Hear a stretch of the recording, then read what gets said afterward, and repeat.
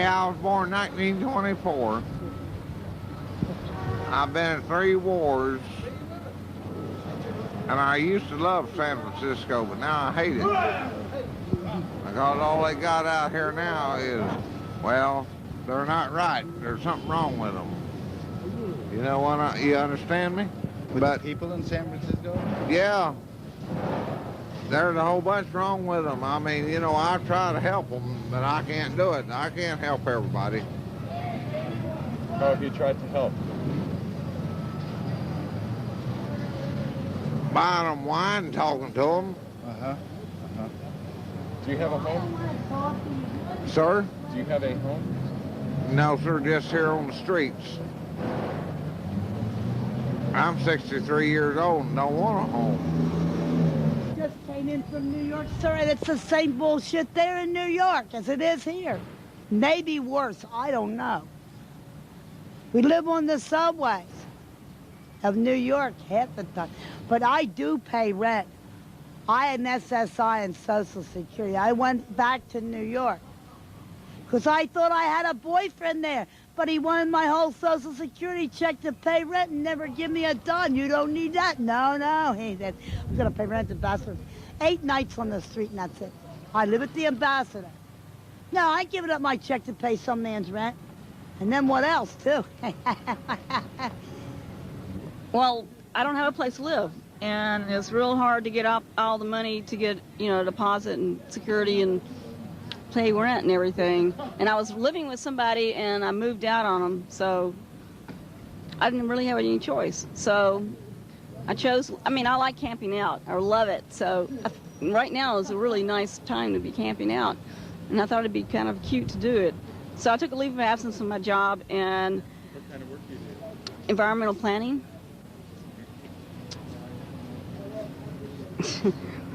Oh, this is embarrassing. This is really embarrassing. Anyway, no, I do environmental planning, and it's a professional type job, and you know, you have to dress up and do all that kind of stuff in the morning, so you can't do that if you're living on the streets. In fact, it's real hard to, I think, anybody get a job if they live on the streets. So I kind of took it as a, I don't know, a vacation as a way, but it's been horrible. And I'm going to stop it and try to get the money up together so I can get on my own place and go back to work. I'm on a leave of absence right now. That's it. But it's not by choice, really. In fact, 2 nights ago, the reason I got this bandage on my head, 2 nights ago, this woman hit me on the head with a wine bottle. It was empty, thank God, but... And the reason that she did it is that she thought I was sleeping with her old man. I didn't even know her or her old man. I mean, she was drunk. You think they need alcohol rehab or something, because everybody out here is just, all they do is drink all the time or use drugs. And I think the reason they use it, I mean, the reason that people drink and the reason I know I'm drinking right now so much is the fact that it's hard to be out here. You don't want to be out here. And people bother you so much. I mean, they hassle you all the time. People always are hassling you. You know, there are a lot of very strange folks. Where did you sleep last night? Out in Civic Center Park. Where do you think you're going to sleep tonight? Same place.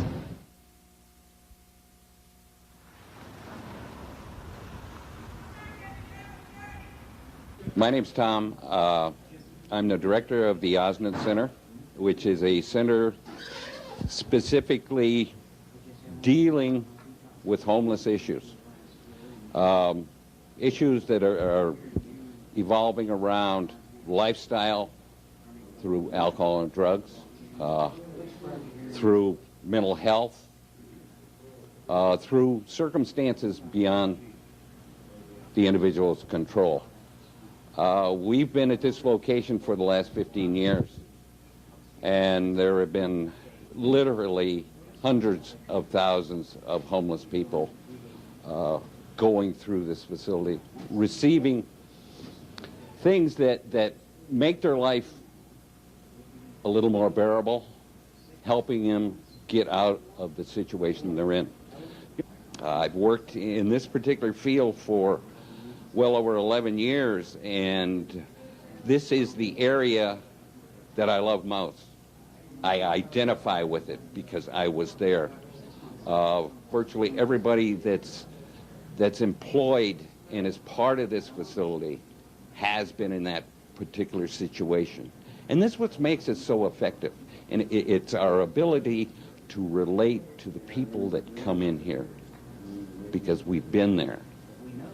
And it's important to realize that, you know, we're all closer to that edge than we think we are. You know, I've heard comments that, you know, the average American is about 2 to 3 paychecks away from bankruptcy. And I believe it's true. My name is Karen Nunez, and I'm a family nurse practitioner, and I've worked here. We have a medical clinic here at the Oz shelter, and I work with healthcare for the homeless, and I've been doing this now for over 2 years, and I provide medical services to folks that are homeless within different shelters. This is one clinic where we work at. The problems we see here, most of them are due to being homeless or to having a drinking problem or a drug problem. They don't have good follow-up. They don't have anywhere to store their medicines once they do get them. They have a lot of blisters in their feet. I mean, a lot of the problems we see are directly from being homeless, as well as other chronic, you know, healthcare problems like being diabetic and not taking their medicine, or I don't know if I'm making it clear what we see here, but it's real complex. It's just, you know, it could be everyday things like lice. I just saw a man who was covered with lice. And I treated him 2 weeks ago, and they were crawling on him. Part of it is he might not have been treated properly 2 weeks ago. I should have probably taken more time and giving him clean clothes and making it very clear to him. So I think this time maybe we got it because he got clean clothes. I gave him another set to put on for tonight. Our goal, though, our whole goal of our program is to really just spend a little bit of time with somebody so they can come in and we can just say, sit down, and what can we do for you? I've talked to thousands of homeless people, some alcoholics and substance abusers, some mental health, some through circumstances, economic circumstances they have no control over. They find themselves down here.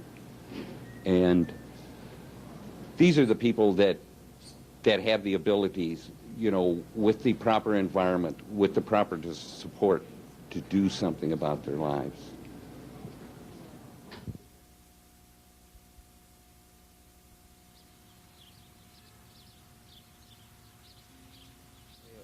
I grew up here in San Francisco. I've been living here all my life.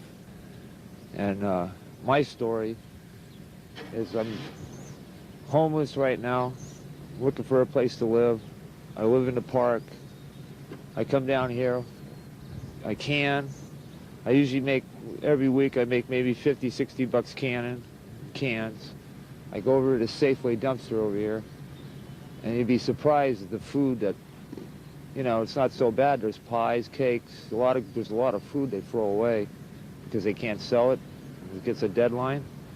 I get food that way.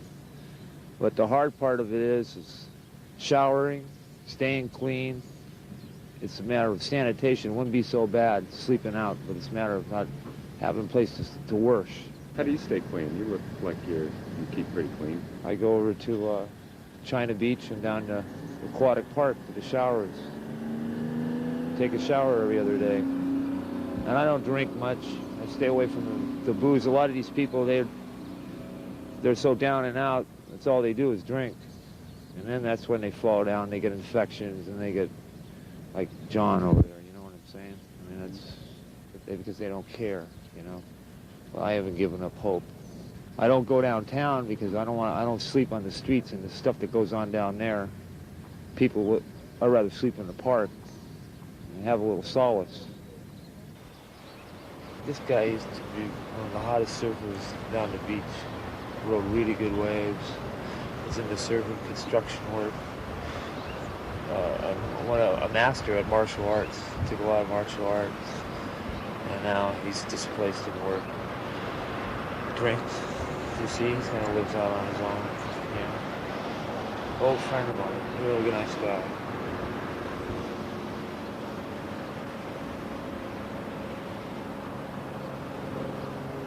Hey, Hal.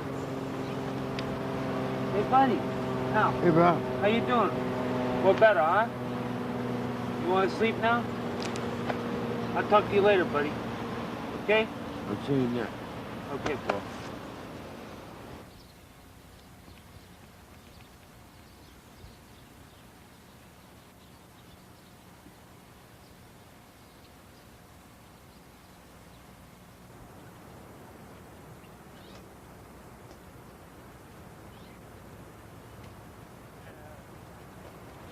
Here's the kind of stuff they throw away in the dumpster. It's all fresh. Yeah, look at that. And they want $1.50 for that. I mean, just telling you the kind of food that I found 10 of these in there, and they're not cottage cheese. This is yogurt, another half gallon of yogurt, a quart of yogurt, and it's fresh. You know, I like to be living like this, but have a camper, be able to have showers. And if I had work every day, I'd have a little work for whatever. I like to buy books. Yeah, sure, I'd like to have a job. I'd like to have common, decent reality of civilized life. And not be so dirty. And so, you know, the thing about living outside is, what gets you is being exposed to the elements so long. That's what makes you look older. That's what, the sun always tarnishing you, the wind, or this or that. I think that's what beats on you the most if you're homeless, because you're not in a house and you're not protected from the elements. And when you're on the road, you don't know where you're going. A lot of times you could lose, or you could pack up, you could lose things. And there are things that go on. I mean, you know, you got to be very careful with your things and know where you're at, because it's all you got. You know, and it's all you got. You know, you got to sleep. You got to have some kind of thing to stay warm. Exposure, like I said, that's the thing you got to watch out for. 10 days later, I returned to visit Chris, only to find that his camp had been destroyed. A sign was posted above where Chris's tent had been erected, warning that those responsible would return if he did not leave. Feces was smeared over what few possessions Chris had owned. Everything was smashed, even artist paint supplies. I don't know what happened to Chris. I never saw him again.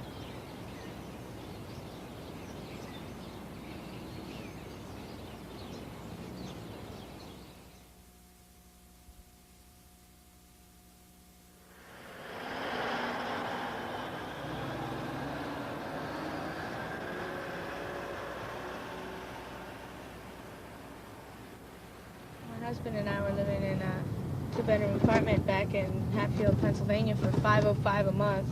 We've been here for about 2 months so far, you know.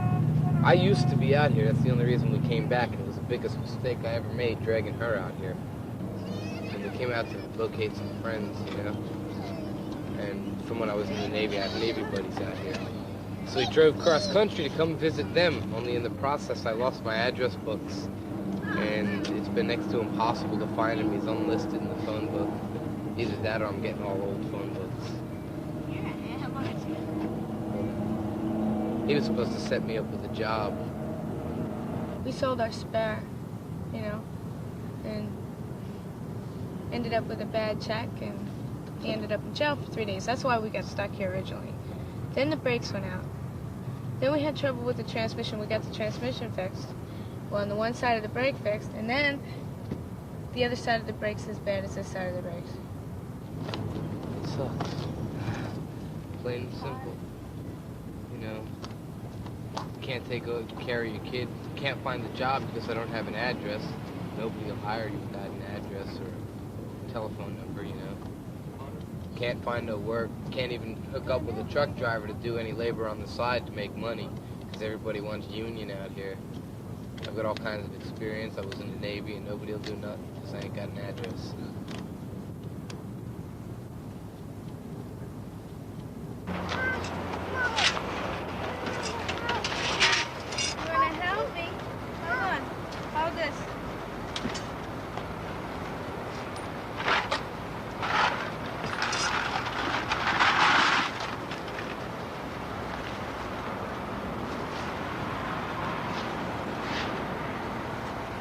I was a chef or a cook, an mess management specialist in the Navy for 3.5 years as a cook.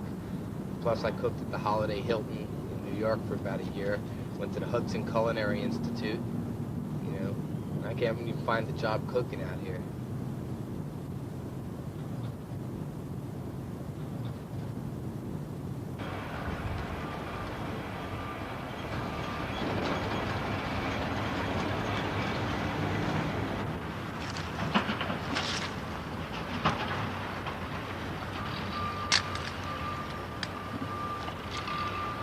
How come you test everything with a magnet?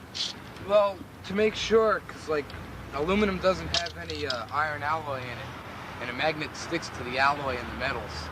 So the magnet tells me whether it's aluminum or if it has iron or not. If it has iron, I can't use it. How come? I had a jackpot here.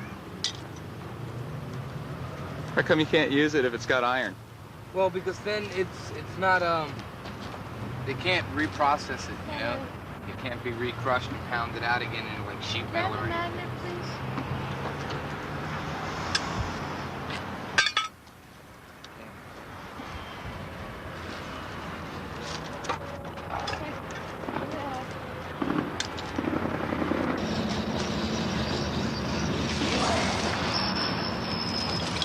We had 10 at one time.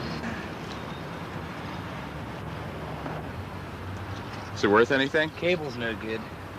The big pipe's no good, but all little stuff on it. This is all good. How much you think you'll get for it?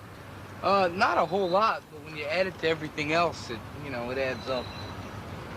There's only maybe a pound of aluminum here, some, just under $1. It's a lot of hard work for a buck.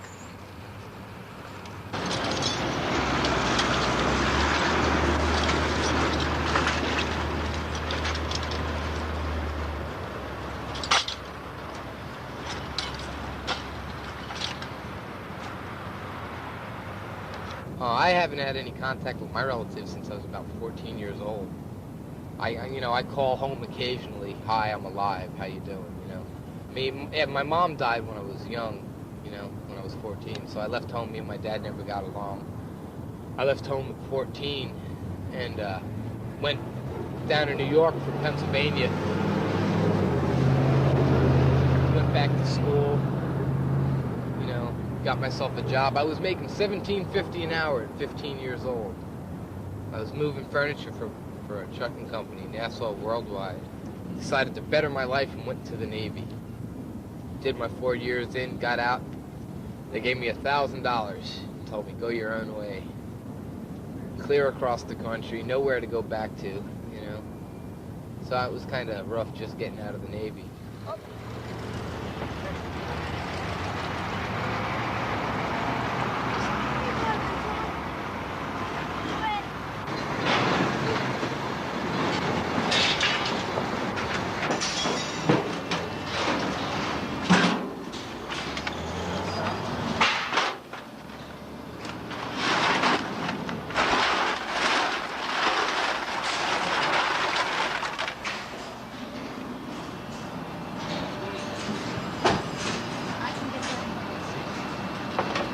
Drop great.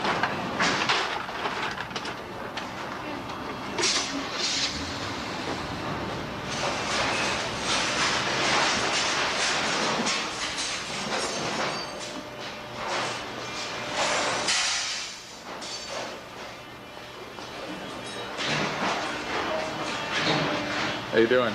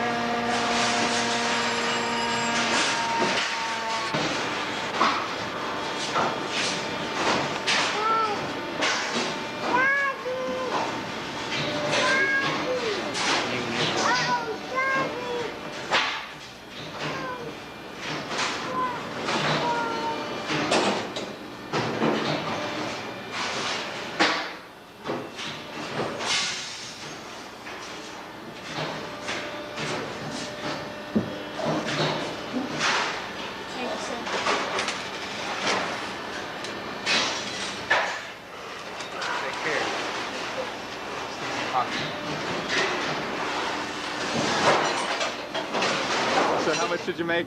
$8.50. If we go back home, everyone's going to look and say, see, you tried it on your own, you couldn't do it. We fight a lot more often, you know. Little things set us off because the close confines, you know. Not having... I should be able to provide a lot more for her than I can at the moment, you know. And she knows it and I know it, you know. She just likes to remind me of it a bit too often. You gotta live with yourself knowing you're screwed up. You got a kid and, you know, they're sleeping in a car and you can't provide any better. You know, you gotta live with that yourself, let alone having other people remind you of it all the time. It just kinda confuses you, hurts you, you know. Housing is unbelievable around here. We were looking into renting a house for 6 people, right? And they wouldn't rent us the house because there were so many of us. A 3-bedroom, you know, and that's including the kid. There was 5 of us, including Heather. Why? You know? And she said, because there's too many of you and it won't be sanitary. I could understand if it was 16, you know, but I won't give any names, but if she ever sees it, she'll know who she is. But it's unbelievable. We were gonna pay almost $1,025 a month to live there, you know? To have that address. I mean, we had the money. Nope. You know, 6 people going in on a place, I mean, you need $2,000 to get the place, or more. Especially if it's a big place like that. Now, I could see it if it was going to get trashed. But you screen the people. You don't neglect the people. That's just the way it is. But that's enough. I'm getting upset.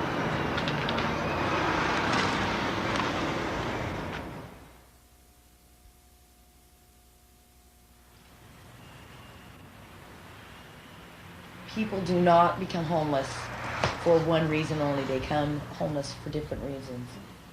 My name is Nancy Monroe, and I'm the director here at Richmond Hills Manor Family Center. What we provide here, along with housing, is case management, employment counseling, housing counseling, therapy for those clients who wish, marriage counseling for those who wish. We have daytime activities component, which is a group of 3 rooms set up to specifically care for kids. We have toys and games and a quiet room and a nap room and a section for painting.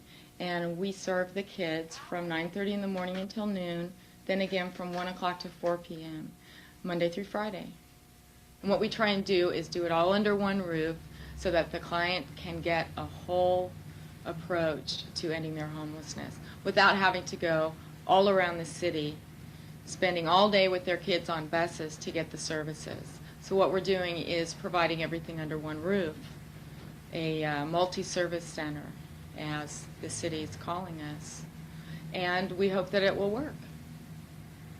Well, the first thing they did, they made sure we enrolled our kids in school. They're always concerned about the kids, mainly. And I think that's great.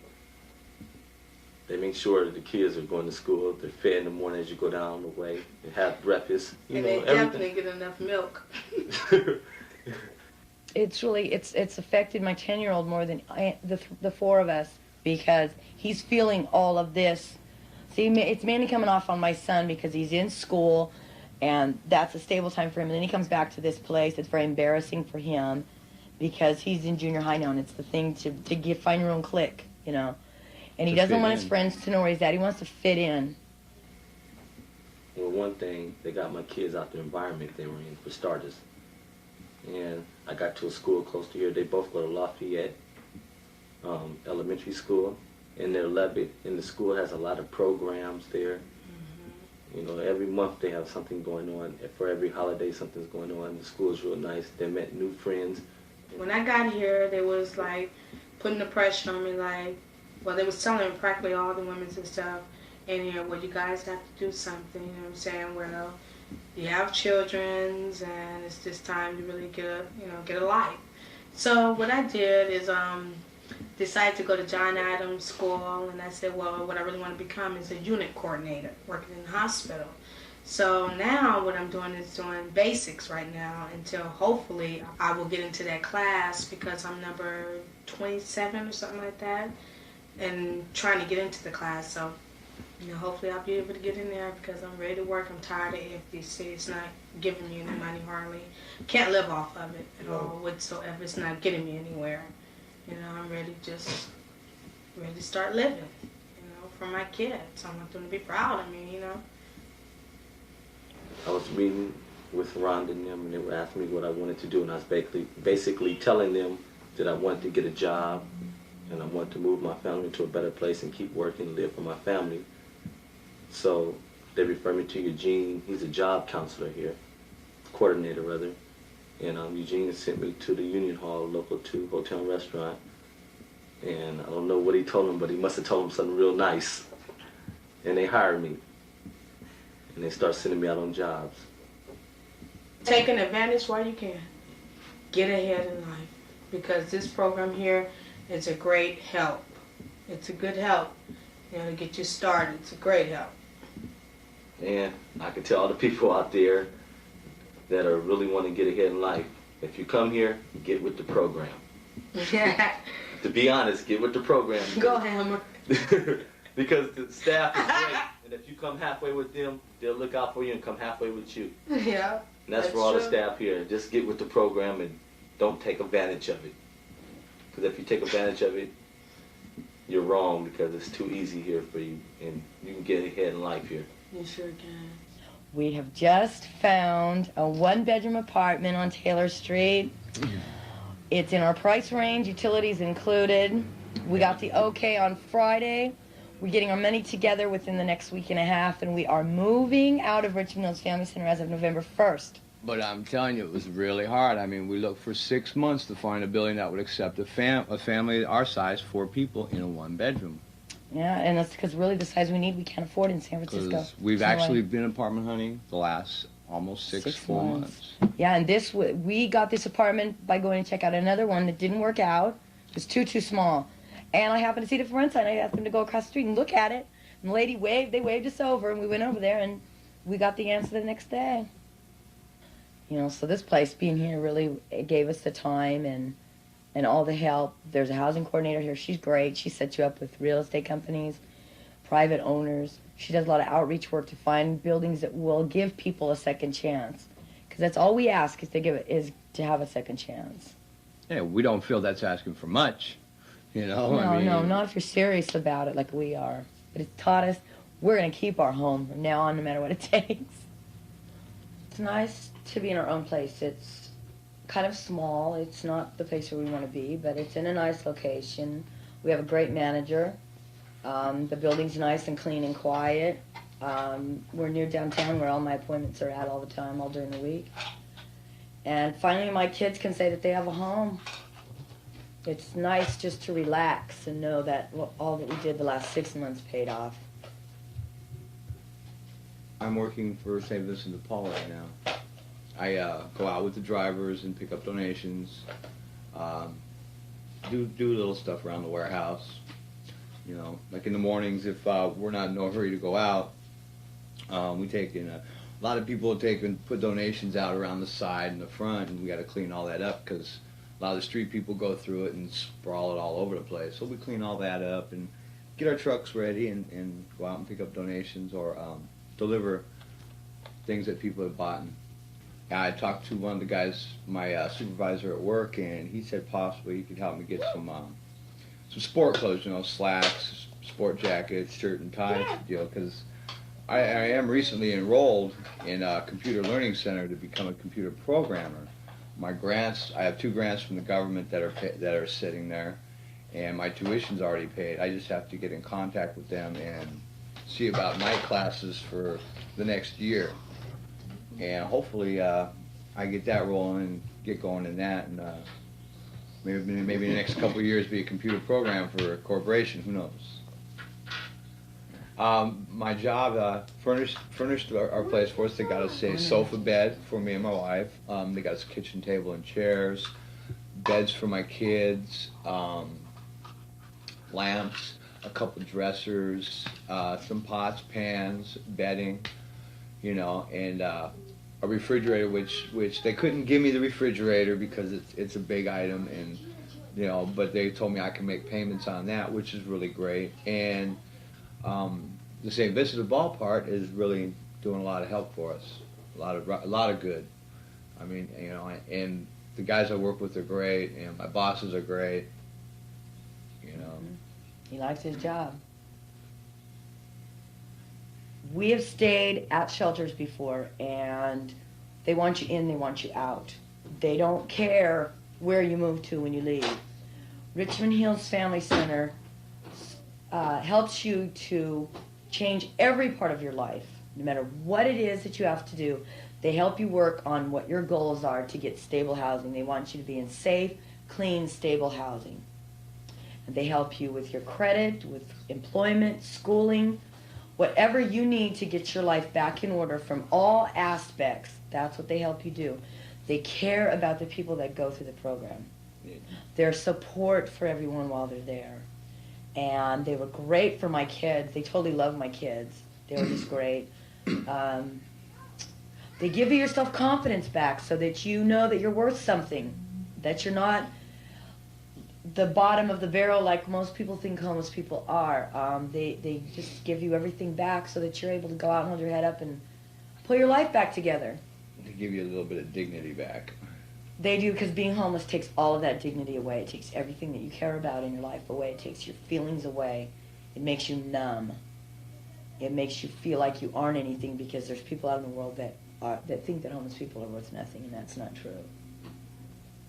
But homeless people need help, and you just can't ignore it, because it's not going to go away. It's going to get worse unless people start wanting to understand and help these people, because there's a lot of people out there that need help. God, they haven't done anything to anyone, so why we should get the attitudes that we get. So please, anybody that can give any kind of help. There's a lot of people out there just like us that would greatly, greatly appreciate anything anyone could do. Yeah, even if it's not financially, I mean, a lot of people just need moral support, you know, support from the heart, you know, more than anything else, to keep that drive in them going. Because it's really easy to lose your drive when you're homeless. Mm-hmm. If you only knew what it felt like inside. And we're not all bums on the streets. We are human beings. Hey, we're people. Yep, and we have children, and we deserve to have a life just like everyone else. And I know a lot of people that are one paycheck from being homeless. And God forbid, I hope they never become homeless. But you can never know what it feels like until you're in that situation, and it is the worst thing in the world.